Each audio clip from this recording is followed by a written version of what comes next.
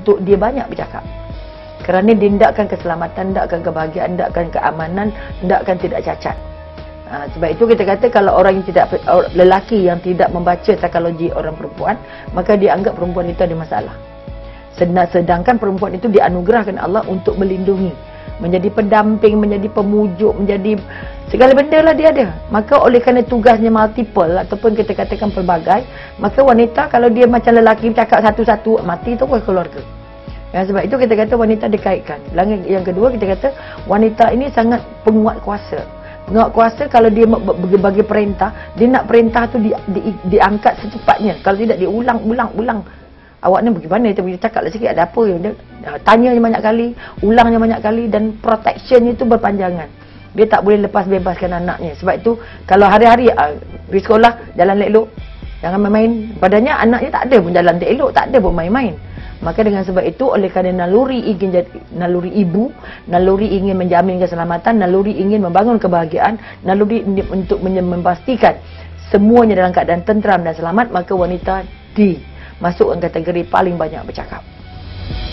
Menceburi bidang ini lebih 20 tahun, Dr. Robiah Hamzah mengkaji, membantu dan menasihati wanita. Beliau berpandangan sikap beletir boleh membantu mewujudkan kehidupan dan persekitaran yang lebih positif. Dr. Robiah menggariskan panduan kepada kaum hawa ini untuk mendorong sifat beletir kepada tenaga yang konstruktif.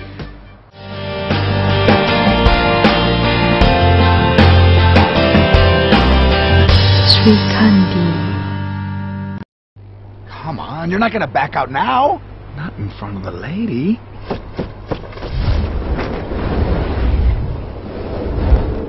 Oh, how I wish I was back in my cage with my mirror and my little bell.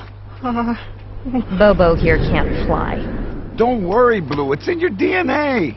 And if our featherless friends can do it, how hard can it be?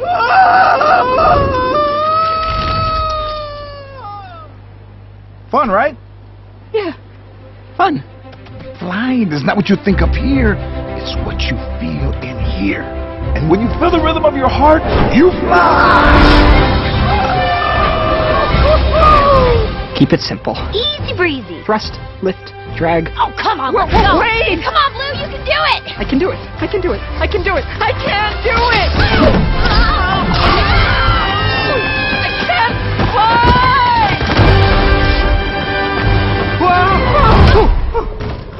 Am I dead? No, we're still alive. From the creators of the Ice Age trilogy. All right, Blue, you're flying! Sort of. No, Blue! Sorry.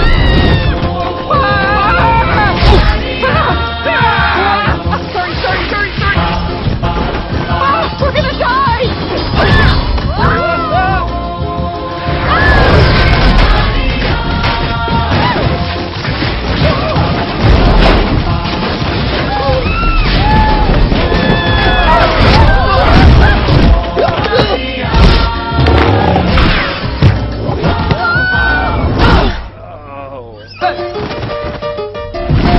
Rio.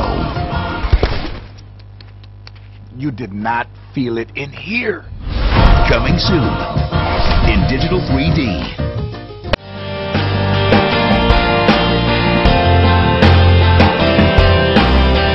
Sri Kandi.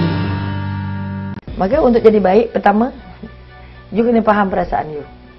Selalu tanya apa yang sedang aku fikir sekarang. Kalau aku fikirkan benda baik, maka yang keluar nanti baik. Kalau kita fikirkan benda negatif, suami aku lama balik ni pergi ada perempuan ke apa?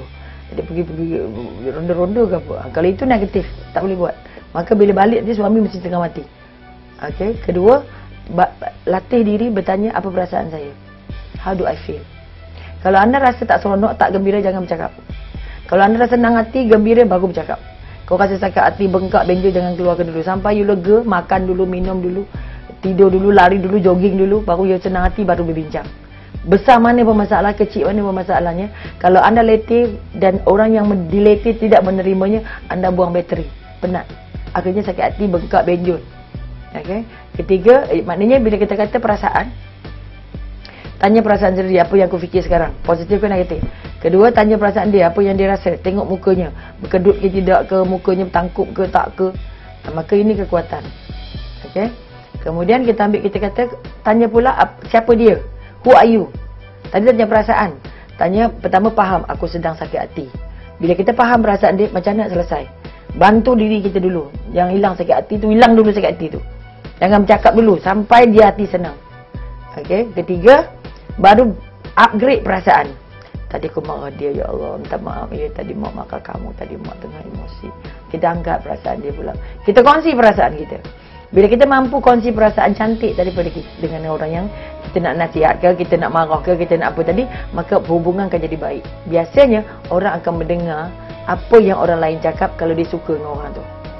Kalau anak tak suka, mak marah ke anak, tak dengar siapa-siapa, cakap macam loudspeaker. Anak buat tak tahu, mak buat tak tahu. Akhirnya hubungan renggang. Ketiga, tanya dia siapa aku? Who am I? Siapa aku? Aku ni hamba Allah. Bila hamba Allah, jangan lawan perintah Allah. Mak bapak yang melawan perintah Allah, anak akan lawan dia. Anak yang tak sayang ataupun tidak dekat dengan Allah, tak ikut perintah Allah, tidak akan ikut perintah mak bapak. Pekerja yang tidak rasa dia hamba Allah, dia tidak akan mampu taat dengan majikannya. Majikan yang tidak merasa hamba Allah tidak akan melayan pekerjanya dengan baik.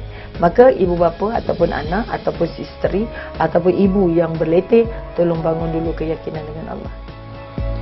Yang menariknya, pendapat sains selari dengan pandangan Ustazah Nuriza Othman, penolong pegawai hal ehwal Islam, Unit Undang-Undang Keluarga, Pejabat Agama Islam Daerah Petaling.